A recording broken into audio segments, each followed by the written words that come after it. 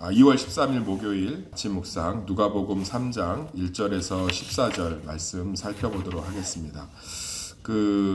하나님 앞에서 하나님이 오실 때 반드시 이 길을 준비하는 자가 있을 것이고, 그 길을 준비하는 자를 통해서 하나님의 은혜가 또 메시아가 우리 가운데 올 것이라고 이사야 성경에 응답하고 있는데, 그 응한 것이 바로 이 세례 요한을 통해서 이루어진 줄 믿습니다.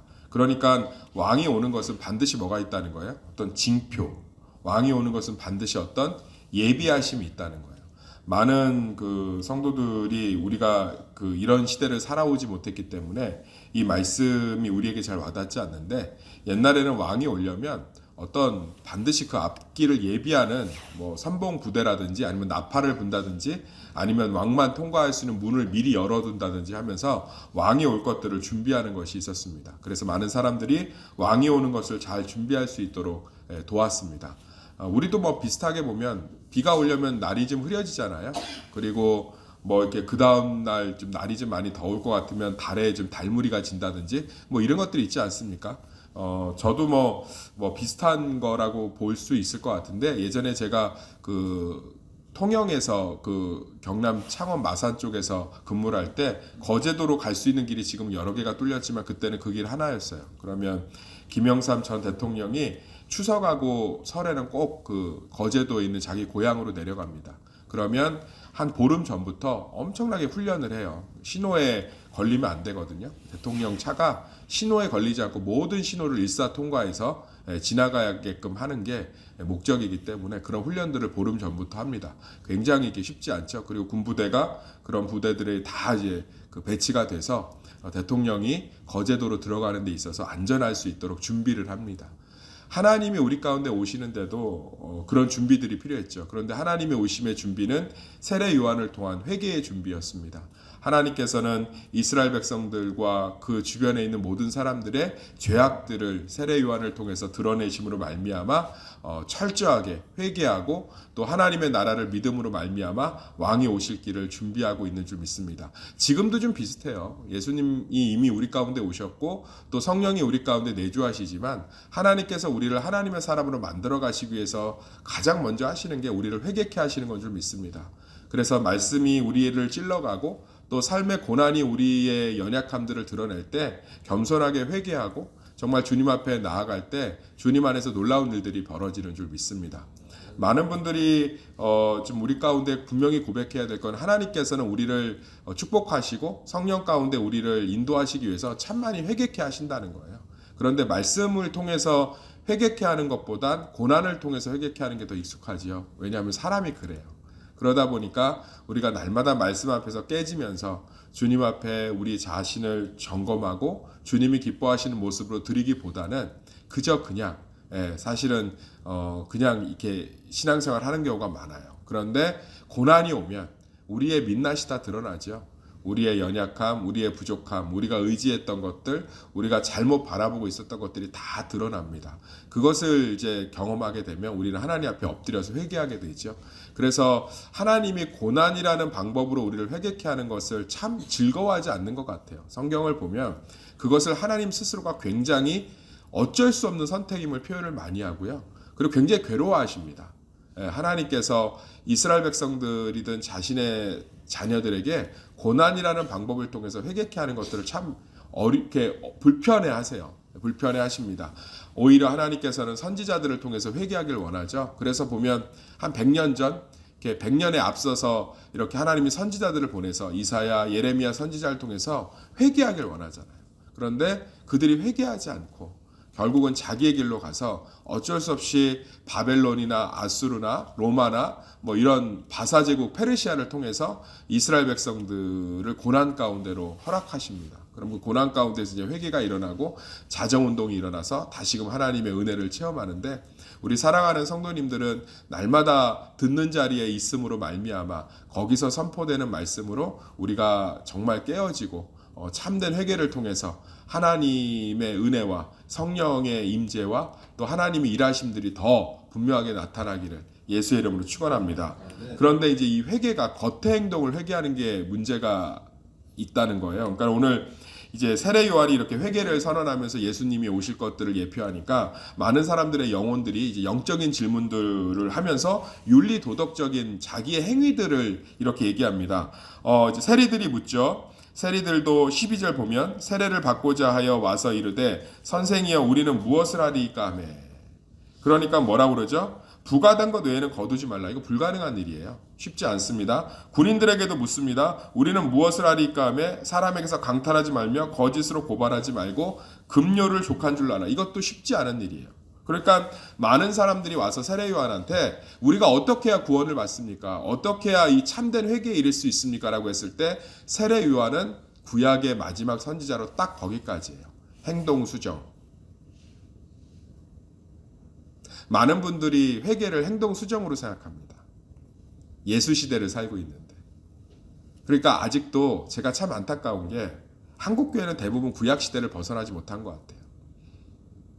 그래, 세금 많이 거두지 마. 야, 군인들은 족한 월급만 받아. 거짓말하지 마. 이웃을 사랑해야지. 미워하지 마. 뭐 하지 마. 야, 교회 다니면서 말씀 들을 때 졸지 마. 뭐 해. 뭐 하지 마. 그거 화내면 안 돼. 참아야 돼. 용서해야지. 죽어도 거기에 머물러 있어요. 세례 요한은 예수님도 뭐라고 했죠? 사람이 난 중에서 가장 큰 자지만 천국에서 뭐한 자라? 가장 작은 자라. 세례 요한의 역할을 딱 구약의 선지자까지로 딱 예수님이 규정지었습니다. 근데 우리는 회개를 딱 여기에 포커스를 맞추고 있다. 그래서 회개가 우리한테 굉장히 어려운 일이라고 생각하고 회개가 우리한테 굉장히 저는 기독교인들이 좀 덜 가식적이었으면 좋겠어요. 입으로는 그냥 뭐 맨날 뭐 자기가 잘못하고 부족하고 연약하다고 하면서 솔직히 말해서 마음 강팍한 거 하나도 안 변했잖아요. 입으로는 맨날 부족하대. 자긴 죄인이고 부족하고 뭐가 모자라고 뭐가 연약하고 그러면서 이 안에 있는 이기심, 이 안에 있는 강팍함, 이 안에 있는 잘못된 성경에 대한 관점, 이 안에 있는 고집, 이 안에 있는 아집, 이 안에 있는 자존심 하나도 안 깨트리고 있잖아요. 그리고 맨날 행동 수정만 회개하는 거야. 그리고 그것만 부족하다 얘기하고 예수 그리스도가 오심으로 세례 요한의 이 회개가 완성된 줄 믿습니다. 영혼이 변화돼야 된다는 뜻이에요. 할렐루야. 영혼이 변화돼야 됩니다. 영혼이 예수 그리스도로 인해서 그분의 말씀과 그분의 사랑으로 인해서 영혼이 채워지고 영혼이 변화될 때 우리는 정해진 급료만 받을 수 있어요. 삭개오가 사람들한테 얼마나 미움을 받았어요. 삭개오가 얼마나 많은 제사장과 레위인들에게 지적을 당했겠습니까? 그런데 삭개오가 예수님이 그 마음을 어루만지잖아요. 삭개오야 오늘 내가 니네 집에 머물게. 딱 그거 하나예요. 삭개오에 채워지지 못했던 그 상처, 그 거절감, 수치심을 예수님이 끌어안음으로 말미암아 삭개오가 뭐라 그러죠? 재산 절반 팔아서 억울하게 뺏긴 사람 다 나눠줄게요. 그게 회개예요. 할렐루야. 어린아이들 보면 순수하지 않나요? 로아 보면 자기가 먹을 거 저한테 나눠주잖아요. 너무 순수하지 않아요? 사랑하는 성도님들, 우리의 영혼을 하나님이 사랑하시는 줄 믿습니다. 우리의 아픈 상처를 그분이 가장 많이 이해하시는 줄 믿습니다. 그분이 우리를 전적으로 수용하신 줄 믿습니다. 의의 옷을 덧입혀서 우리를 완전히 용납하신 줄 믿습니다. 영원히 예수 그리스도의 사랑 가운데 확신이 있어야 이런 변화가 일어나요. 군인이 정해진 급료만 받고 어떻게 살아요? 이 당시에 군인들한테 이거 로마 군인들도 아니고 유대 군인들인데 월급을 살 수가 없게 줬는데 그러면 내 먹고 사는 문제를 하나님이 책임지시다는 그 사랑 가운데 있다는 확신이 있어야만 급료만 갖고 살 수 있지 않겠어요?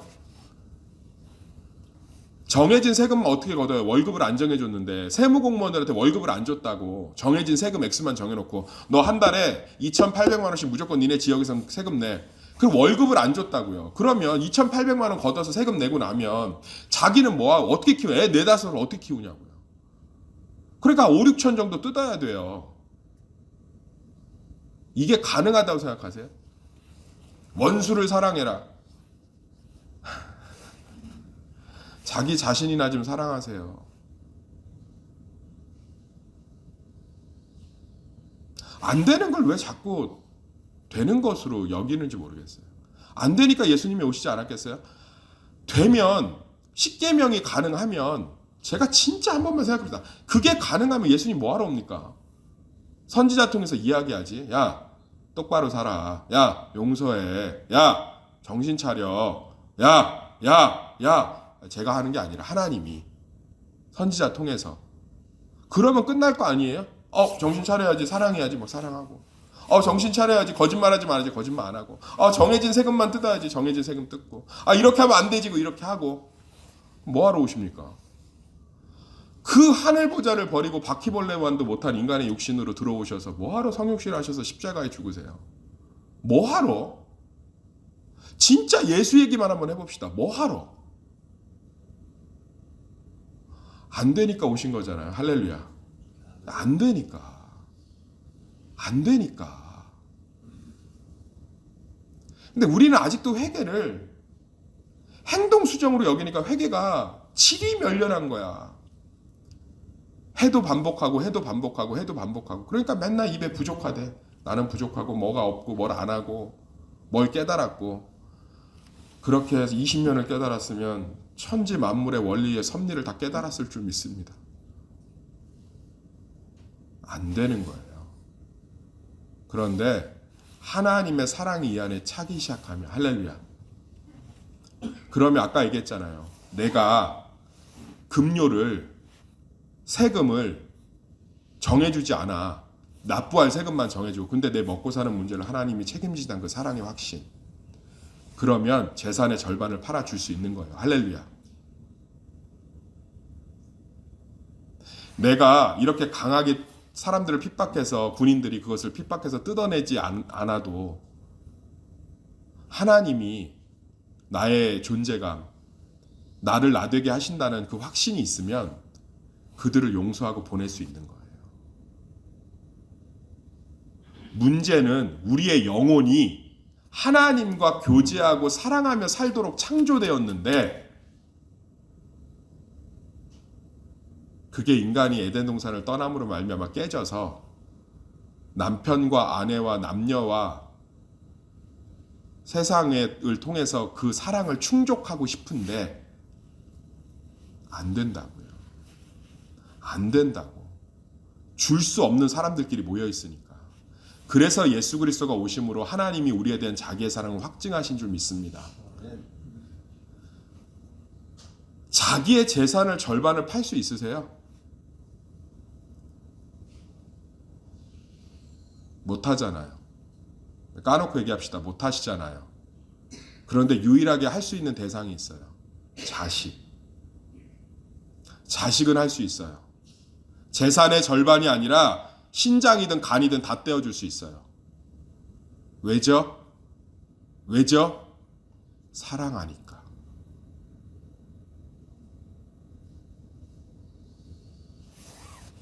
세례 요한이 와서 왜 이렇게 정죄질했는지 아세요? 이런 너희를 위해서 누가 오셨다는 거예요? 그렇죠. 예수님이 오셨다는 거. 그 사랑을 좀 증명하기 위해서 이 정죄질을 하고 있는 거예요. 율법이 하는 게 뭐라고 성경에 써 있죠? 정죄질. 왜죠? 그래야 하나님의 은혜의 사랑을 깨달으니까. 제발 회개 좀 행동에다 하지 마세요. 회개는 하나님과의 사랑, 교제를 회복하는 거예요. 할렐루야. 내가 이런 죄를 저질렀는데도 그리스도께서 나의 죄를 사하시고 하나님이 정말 그 진노를 자기 아들에게 쏟으시면서 나에게 의의 옷을 덧입혀줬다는 걸 깨닫는 것.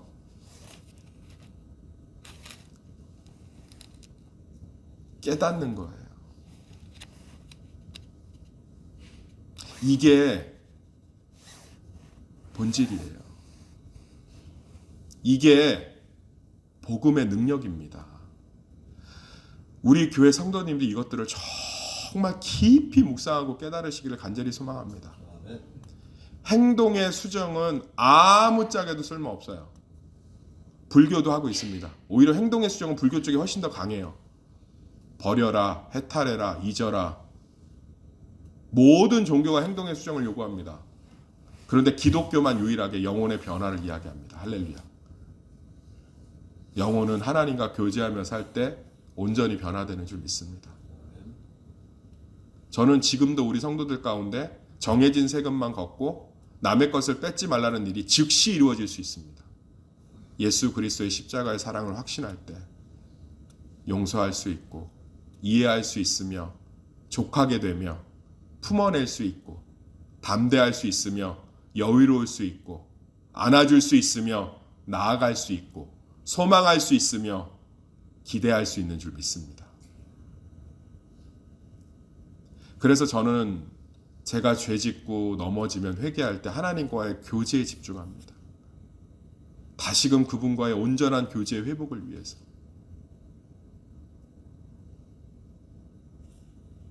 아멘. 사랑하는 성도님들, 우리 안에 참된 회개가 일어나기를 소망합니다.